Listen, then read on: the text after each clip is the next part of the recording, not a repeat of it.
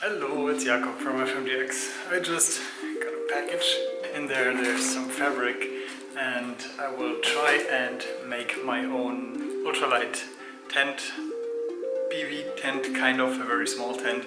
Okay, let's see what we have here in this package.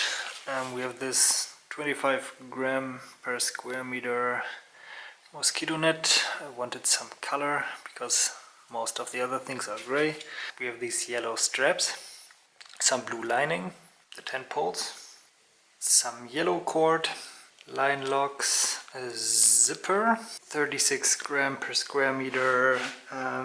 This is ripstop nylon with silicone coating, the 65 gram per square meter tent floor. So that's all the ingredients. Let's see what I can make with this. Before I can start, I need to finish this jacket, and that's what I will do quick now.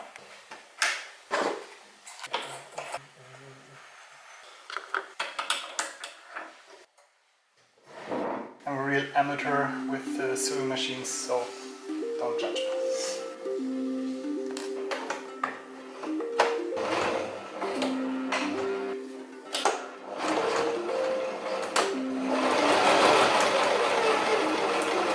Finished my rain jacket. It's pretty light, pretty satisfied. It's okay. I mean, it has a couple of flaws, but I'm not a tailor, so I'm good with this. And now I would start with the tent.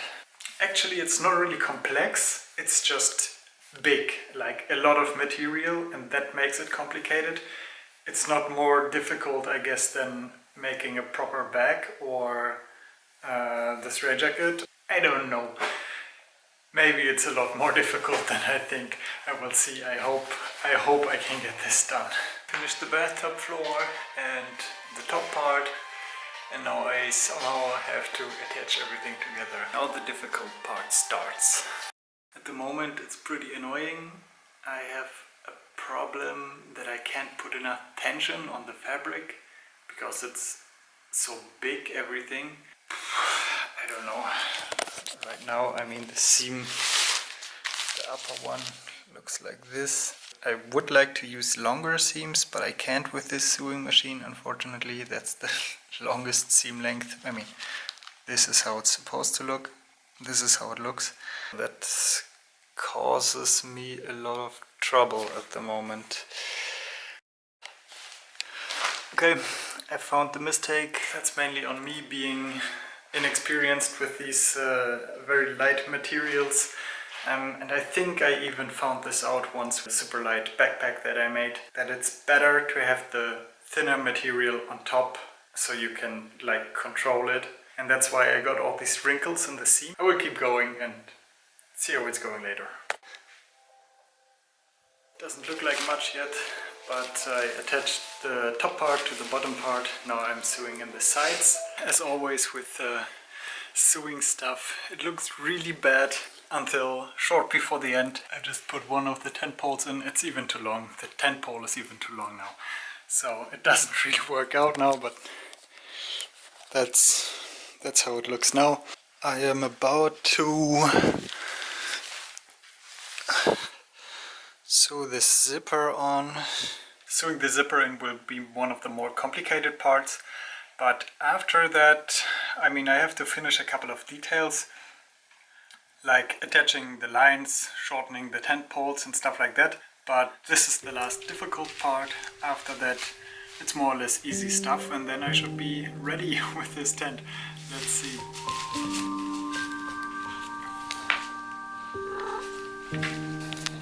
Like the tent, Peachy?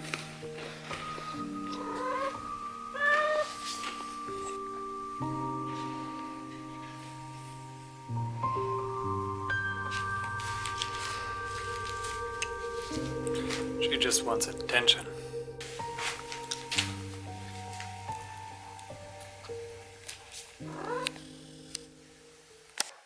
Okay, it's not completely ready, but maybe 80%. That's the size. Feet for scale. This is the first pitch, I just have to attach the cords to the corners and then it's basically done. The pole just fell out. Yeah, there's a couple of things that I will have to sew in by hand and I'm really bad at that. Attachment point for the tent pole is one of them because I've somehow forgot a seam here and I can't really reach it with the sewing machine anymore, I think. I just wanted to get an idea if everything works out, and so far it looks okay-ish.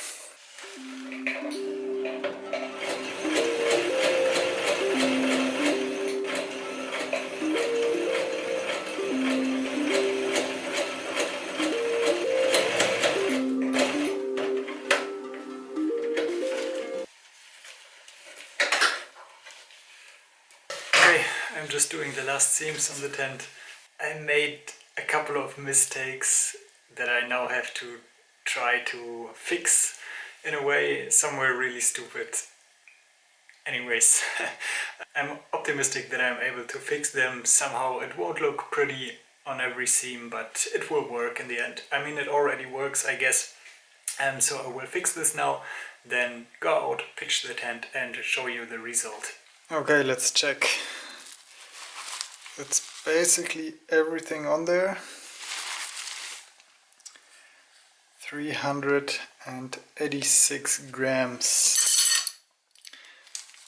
Now let's add the tent poles. 441 grams. Let's add a couple of grams, so let's say 450 grams for the full tent. And now let's go out and check how it looks. And we are outside. I'm just going to the nearest park and then pitch the tent. I'm also trying out my new jacket, as you might see. There's a few drops coming down, but not too much. I was trying to set it up indoors already, but it is not a freestanding tent, so that doesn't really work. Let's wait until we set it up before we jump to the conclusions. This might probably take forever to pitch it for the first time, but let's see how it goes.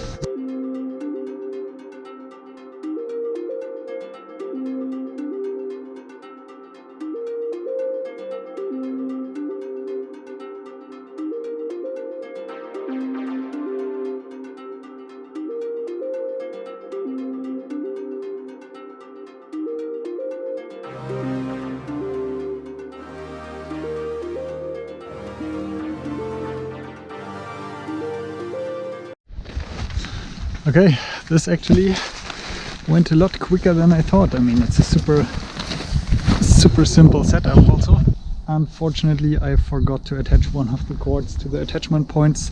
Now it's doing this in the wind. I will put my backpack in there and then it should be more or less stable.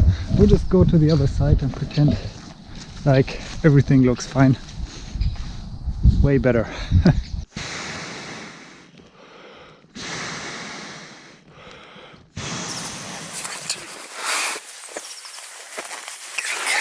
In here.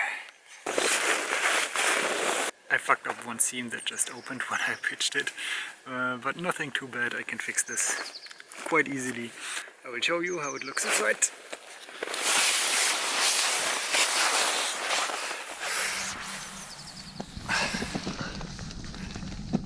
That's the tent.